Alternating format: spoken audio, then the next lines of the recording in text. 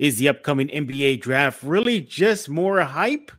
You are Locked On Spurs, your daily San Antonio Spurs podcast. Part of the Locked On Podcast Network, your team every day.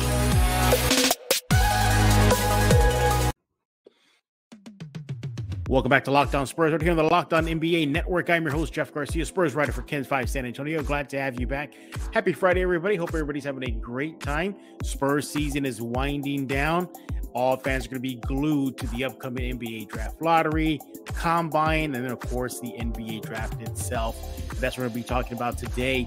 Is this upcoming draft ultimately just more hype than actual substance? Is this draft really not as deep as many think it is? And Tre Jones, he's been really balling out lately. Is he the point guard for this team as they move forward? It's just a byproduct of him playing on a very crappy Spurs team. And yeah, he's a free agent, by the way, everybody, right here on Locked On Spurs. I want to thank you for making Locked On Spurs your first listen each and every day. As always, we are free and available wherever you get podcasts. This episode is brought to you by FanDuel. Check out FanDuel. Go to FanDuel.com/LockedOn right now to get started. The official sports book of Locked On. Who is helping me today? He is the man, the myth, the legend, Mike Jimenez of San Antonio Spurs, star, co-host of Jimenez and Spence, and a guy who needs to look up the word punctual. Welcome back, Welcome back to Locked On Spurs, Jimenez. At least I didn't big time you, my man. At least I didn't do that. You didn't do that. You got close, though. You got very close. You got close. Dude, to big time, I blame having a puppy, man. My puppy destroys everything. And when I called you a few minutes ago saying, yeah, I'm ready to go, I then went outside into the living room and saw that there was a big old mess everywhere. So I had to attend to that first. Yeah, well, but yeah, by the way, I guess so you told everybody you have a new dog. Sorry about your former pup, but nevertheless, congratulations on the new addition to the Jimenez family. So, and it's named Duncan after Tim Duncan. Well, there you go. You scored some points right now with Locked On Spurs fans. Hey, Jimenez, you are on your way to work right now, so everybody listening in, we're going to make this kind of short and sweet. Jimenez is very busy right now. He has a show to prepare for, Jimenez and Spence, and he'll talk about that later on in this show. But Jimenez, you have been all about Team Tank. You've been well aware that this team needs to rebuild via the draft. Getting a top 3 pick will really help them in that direction. However, as the Spurs season is winding down and all eyes are turning to the draft lottery / NBA draft, is this draft really just more hype than anything? Remember, Jimenez, it wasn't too long ago. Oh, it's deep. It's deep. 10, 12 player deep draft. You're going to get a home run hit. It's starting to feel like that is just more smoke. Jimenez, do Spurs fans have to come to realization that this draft isn't that deep after all? Yeah, that's the fear, isn't it? I think what ends up happening right now, it's not so much that it's not deep. It's just the realization that there aren't that many players who are going to be ready to play day one. That's the problem. It might be deep in stars 3-4 seasons from now, but there might be projects there. You know, I'm just taking a look up and down the draft board, and I mean, don't get me wrong, there's athleticism everywhere, and there can be 4, 5, 6 all-stars in this draft. It's just, will they be like Tim Duncan making first-team All-NBA? Probably not. Do you think that doesn't bode well for the Spurs in the rebuild that they're in right now? Meaning, they got to hit a home run sooner or later, either via free agency, a big free agent comes to San Antonio, or the NBA draft itself.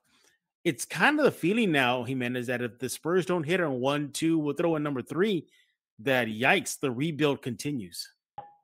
Yeah, the rebuild might be longer than what we all thought. I mean, take a look at the Western Conference standings right now. You have Sacramento at number 3. It's the first time in 16 years that they've made the playoffs. Now, I don't think that it's going to take that long for the Spurs. Spurs have a different culture and different type of brain trust at the top.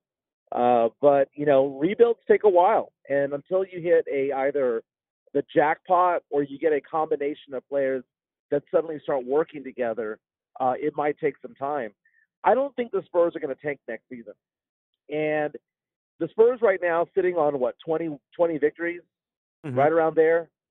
They are not a team that really is a 20-win team. If the Spurs weren't tanking, this team would have won 28 to 30 games.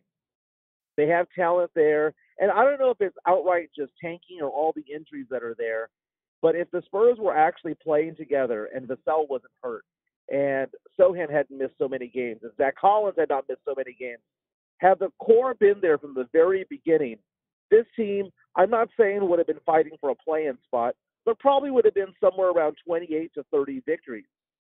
So adding a new piece in the draft, whether it be, pick number 1 through 7, which is where the Spurs can be, is going to help. It's just one of those things where is it going to be a help right away? Because right now, I can only see 3 players in the draft right now that are going to help out right away from a starter's position. There might be a few others who might play a good 6-man, 7-man type of role right out of the gate. But we're looking at projects, man, and it's just, it takes time. Yeah, and I think that's the problem right now with this Spurs rebuild is they bank so much on this upcoming draft. You mentioned like perhaps they were better than their record reflects if they had played at full power. You got to fear that if home run, meaning 1, 2, or 3, then yikes, they mentioned the rebuild continues. We know with Wemby, it's obvious that's close to a near overnight change direction for the franchise, whether it be on the court, the product itself, or off the court, TV revenue, games, etc. Could you say that applies to also a Scoot or perhaps a Brandon Miller? Yeah, I hope so. I think that Scoot Henderson's going to be point guard right away, day one. I mean, obviously Wemby is going to be a day one starter if the Spurs do get him. No matter what team gets him, he'll be a day one starter. Scoot Henderson's going to be that guy also. I mean, the guy is compared to the next coming of Chris Paul III. It's going to be a very, very good path for him if he does come to the Spurs.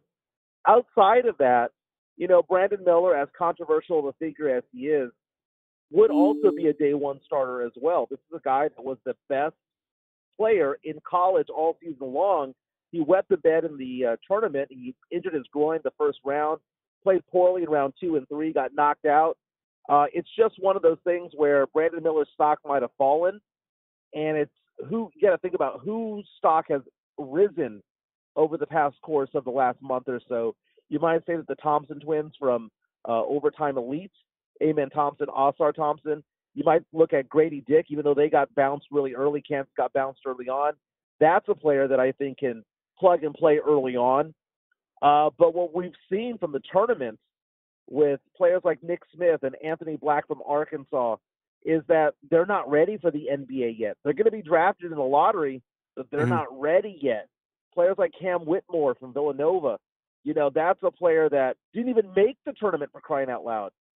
So exactly how good are these players? Because the projections early on was this was going to be the best draft in 20, 25 years. And it may end up being that way. It just doesn't feel like it anymore. It doesn't feel like it anymore because, again, Brandon Miller, his time to shine, got hurt and played poorly. Right. Smith, Black, their time to shine, played like trash in the tournament. Some didn't even make the tournament. So it just feels ugly right now because the Spurs right now are in a position where, it'd be great to draft the next big thing, but if it takes 2 or 3 years, are we really down for that long of a rebuild? It could be a lot longer than what we think. He is Michael Jimenez with San Antonio Sports Star. Make sure to follow him on Twitter at MikeESPN. When we get back, we're going to continue this chat about the upcoming draft and then get into Tre Jones.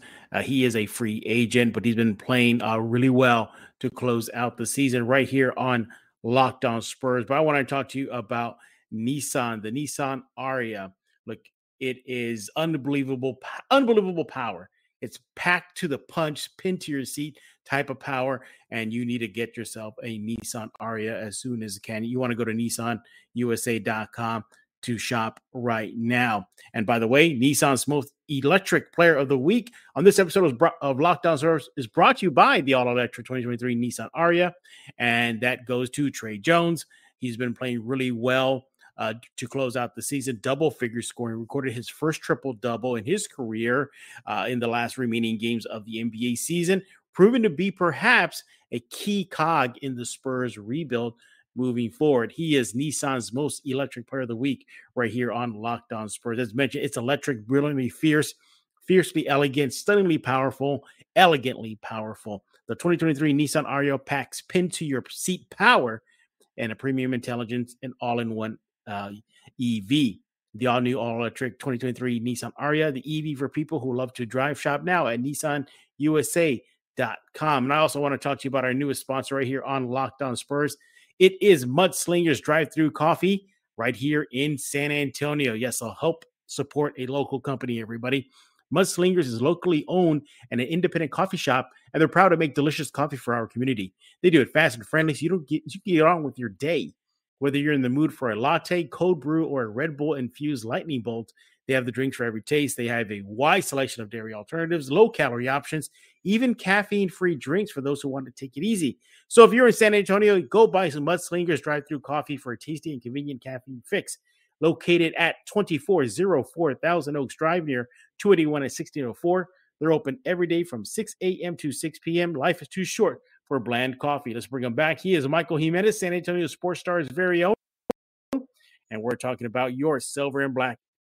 And is the draft really just overhyped right now? Jimenez, I want to ask you something. Can the Spurs in this current moment in time afford a project player if they were to fall out of top picks 1, 2, and 3? Picks 1, 2, and 3, I don't think are going to be project players. Okay. Picks 4 and beyond are going to be.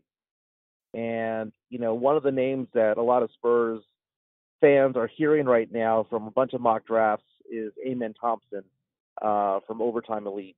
And Amen Thompson, 6'7" combo guard, could play point guard, could play shooting guard. He's considered to be one of the most athletic players in this upcoming draft. They basically have described him, Bleacher Report described him as being the most athletic player, that he would be the most athletic player in the entire NBA if he was to join the Spurs, for example. And it's just one of those things where they give all the attributes. The guy that can guard multiple positions. It's a guy that can bring the ball up the court. It's a guy that can attack the rim, that can rebound. But then the one knock on him is, oh, by the way, can't shoot. The 25% three-point shooter. And it's like, oh, my God. You're getting these athletes who are just tremendous upside, whether it be Sohan or Malachi Branham or whomever, Blake Wesley. Beyond that, it was Josh Primo a couple of years ago. You're getting these players with tremendous upside, but then the one knock being, well, they can't shoot. Malachi could shoot in college at Ohio State, but the others are being told that, they're going to have to learn to develop a shot. It's kind of disheartening because, it's a scoring league, and it's just one of those things where the Spurs are hoping that one of these pulls of the slot machine is going to create a jackpot type of an effect. Right. And Chip England's no longer there to be the shooting coach. So it's confusing because shooting is so important. But if you just rely on athleticism, it can only get you so far. Mm-hmm. But can the Spurs rely on a project? If we're picking at 4 through 10, we are picking a project. And it's just hoping that it blossoms and develops into something good. Yeah, exactly. And that's the thing with San Antonio right now is, in my opinion, Jimenez, I think they probably can pick up a project player. I don't expect them to, if they do fall out of 1, 2, and 3, that is. But I think they can, because I think it'll follow the path of a Jeremy Sohan, Devin Vassell, kind of like a rapid development, a rapid project player. Your Keldon Johnsons. So I think they can, but they can't afford to have a stripped down, bare bones, Luka Samanic type of project player. That type of path. Yeah. I don't think they would get that at 3, 4, 5, or 6. I mean, you take a look at players like Amen Thompson and All-Star Thompson. All-Star Thompson is Amen's twin brother. All-Star, plays for the same team, is somebody who, like his brother, is very physically talented. He's more of a 3-and-D type of guy. His three-point play improved. He's shooting north of 30%. He's somebody who's more of a defensive stopper compared to his brother. His brother is considered to be the playmaker, whereas the brother, All-Star, is considered to be more of the defensive-oriented, but both of them with high IQ. All-Star is the better shooter. James Ledger and I go back and forth about this. when we look at Amen Thompson play and Oscar Thompson play. Like, who's the better twin? Everyone thinks that Amen has the higher upside. I would argue that Oscar is probably more ready for day one, but that Amen might actually be the one that has the better potential long term. Yeah, it's interesting. Look, the Spurs are in a good position to get a good player 4 through 7 or a impact player in a very, very short turnaround. Picks 1 through 3, obviously number 1 pick does that for you. But it's just interesting to see that the NCAA tournament, the one that just ended, really exposed a lot of these players. Do you think we'll see a lot of draft stock take a hit in a lot of these players this upcoming draft? Yes and no. Yes and no, because there are they all dropped the ball in the tournament. You know, there wasn't one guy that was listed to be a top 12 performer or top 12 prospect in the draft that did well. Brandon Miller didn't do well. Cam Whitmore didn't even play in the tournament. Black and Smith, I mean, they didn't really play too well either. Grady Dick, they got knocked out early. So it's kind of hard to say that people's stock got hurt because it's not like anyone got elevated because of the tournament. If anyone did get elevated, it wasn't because of the play in the tournament. It was because they were not even in college, which would be the Thompson twins. And it might have solidified Scoot Henderson at number 2 because a lot of people were coming out there saying, a lot of mocks coming out there saying that Brandon Miller was going to challenge for that number 2 spot, but then we saw him play poorly in 3 tournament games. So, you know, I don't know if stock has fallen. If anything, I think it's solidified a couple of people at the top of the draft.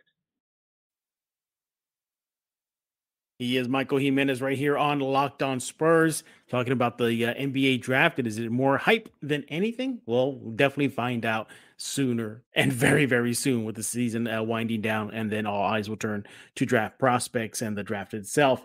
When we get back, we're going to shift gears and talk about Tre Jones. Has he solidified himself a point guard for the Spurs as they continue the rebuild? He is a free agent. We'll talk about that and much more with Michael Jimenez of San Antonio Spurs. I want to talk to you about FanDuel. The NBA playoffs are almost here, and now is the perfect time to download FanDuel, America's #1 sports book. New customers get a no-sweat first bet up to $1,000. That's bonus bets back if your first bet doesn't win. Just download the FanDuel Sports app. It's safe, secure, super easy to use. Then you can bet on everything from the money line to point scores to threes drains. You can even make custom bets like 2 times 3. In other words, you want to bet on 2 3-pointers scored in the first 3 minutes. Yeah, have fun with FanDuel right now. FanDuel even lets you combine your bets for a bigger payout with same game parlay. Don't miss out your chance to get your no sweat first bet up to $1,000 in bonus bets when you go to FanDuel.com/lockedon. That's FanDuel.com/lockedon to learn more. Make every moment more with FanDuel, an official sports betting partner of the NBA. We're back right here on Locked On Spurs with Michael Jimenez of San Antonio Sports Star. Follow him on Twitter at MikeESPN. We're on Afterburners right now, everybody. Mike has to get ready for his show, Jimenez and Spence. He'll talk about that in just a few seconds. So, Jimenez, we don't want to take too much of your time, but Tre Jones is facing free agency. The promising young second-round pick for the San Antonio Spurs has been balling out to close out the season. Double-figure scoring, the 6-7 games straight. First career triple-double. Overall has been a steady hand for the Spurs throughout the entire season. But with a draft ahead and the possibility of Scoot Henderson coming on, he could be an odd man out or see a reduction in his minutes. Nevertheless, Jimenez, do you think Tre Jones factors into the Spurs rebuilding plans moving forward? It depends on the draft. I think you hit the nail on the head because we get the number 2 pick and we get Scoot. Tre Jones will not get minutes. If we get a number 3 or 4 pick and we get Amen Thompson, that's going to be a role that goes to Amen, not so much Tre Jones. I like Tre Jones, and I'm not going to offer a backhanded compliment. The guy has done well in the minutes that he has played. Don't get me wrong, you know, it's inconsistent from time to time, but he's turned it up. Like you mentioned, the triple-double the other day. I would like for him to be on this team. I question whether or not he would get any more minutes on another team. But I remember when he got drafted in the second round, and Coach K came out and said that the Spurs got themselves a steal in the draft, and obviously that they did. And he has taken advantage of his opportunity. I want Tre Jones on this team, but whether or not he's going to be the starter on this team, is going to be determined by other factors. And do I believe he can be a starter in the NBA? I'm not sure yet. I'm not 100% sold on Tre Jones being a starter long-term for the Spurs, but I am sold on the fact that I want him on this team. And I think the Spurs could bring him back on a very manageable contract. Yeah, I think, I think the Scoot Henderson thing really throws everything off for him, because it's not just him. It's Malachi Branham, as you mentioned. It's Tre Jones. It's Blake Wesley. You can expect maybe Wesley to go back to the Austin G League, but excuse me. Nevertheless, I just think that Tre Jones, for what he's doing, considering he was picked in the second round and gets it done defensively and offensively, and is familiar with this young core, I think there's a lot of value in that. So it's really interesting to see what his free agency feels. Would you put him atop of the free agency list as the Spurs have to take care of when it comes to taking care of their own free agents? Like, let's just see who they have ahead. Is he number one, number two? He'd be number two behind extending Devin Vassell. The Spurs have an option on Devin Vassell for next year. Obviously, they'll take it. But beyond that, we got to nail this guy down. And Devin Vassell has been the best Spur day in and day out. Vassell is somebody who I think is a very, very, very solid player for both. That would be a solid player on a good team as well. So I think Devin Vassell is the number one priority in the offseason. Tre Jones would be second, but again, it's all determined on what happens in the draft. And then also, you mentioned Blake Wesley, and that's a very good point. I mean, do the Spurs see a future in Blake Wesley? Tre Jones, though, the problem on him, again, he has done a very good job with the minutes that he's done. Shooting-wise, though, not the most efficient either. And that's why a player like a Blake Wesley might actually get the nod over Tre Jones, is because we need shooters out there. And, Zach Collins, if he's a starter next season, he doesn't shoot threes very often. I mean, he does, but, I can't rely on him for that. And we know Sohan has struggled from three. And, Keldon Johnson's finding a stroke again, but he struggled this season. We need some shooters. And Tre Jones doesn't provide that necessarily. So I like him. I want him on this team. But I think that going after Devin Vassell and making sure that he stays on this team long-term should be priority number one. Priority number two, I joked about this on Jimenez and Spence the other day, along with Pledger. We both brought this up. Maybe bringing back a Jakob. Yeah. I mean, that's if you whiff on the draft and you don't get Wemby. Correct. Yeah. Because Jakob Poeltl is a free agent. Yeah, and the Spurs have the cash, and they have a lot of cash to throw at Jakob or a big name free agent. But nevertheless, it's something to think about. We'll get into a deeper dive into this once the offseason officially begins with Tre Jones's future. I just wanted to get your thoughts on that, if he has done enough in the Mike Jimenez book to factor into the Spurs rebuild. I think for me, in my book, I think he does. And it's simply because of that new chapter in the corporate knowledge book, and that being this young Spurs team. He's familiar with this core. He is Michael Jimenez of San Antonio Sports Star. Jimenez, what's going on with the Star in your show, Jimenez and Spence?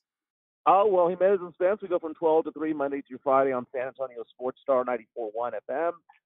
It's a fun show. We are going off and obviously talking a lot of Spurs, a lot of Cowboys. Baseball's going on. We've got the Masters starting. It has already started, actually, and hopefully it finishes this weekend. But no, it's a good show. We're having a fun time out there. Pledger's been filling in for Spence, and Spence has been out this past week. And I'm actually debating whether or not I want to go to the Spurs games in Austin. I am feeling like a jilted lover right now. Yes, it's weird, isn't it? And I was offered a press pass to go to the Spurs game. And here's the thing. I've used the press pass once this year, and that was to go to the game at the Alamo Dome. And I sat in Jeff Garcia because he didn't big time me too much while he was there. But I don't want to go to these games as a member of the media. I want to go as a fan. Yeah, and fun. I'm actually very afraid to walk into the Moody. I am very afraid. You think you might like it? What if the experience is better? That's what I'm saying. What if you like it? Like, what if it's really good? It's smaller than the AT&T though. Oh, I know. It's not an NBA arena. I understand that, but yeah, I'm thinking about going to the game, and it's just I feel like they're trying to steal my man, you know. and I'm showing up at this other girl's house. I want to see what they drive. I want to see what they wear. I want to see, you know, where they live. And yeah, it's definitely weird.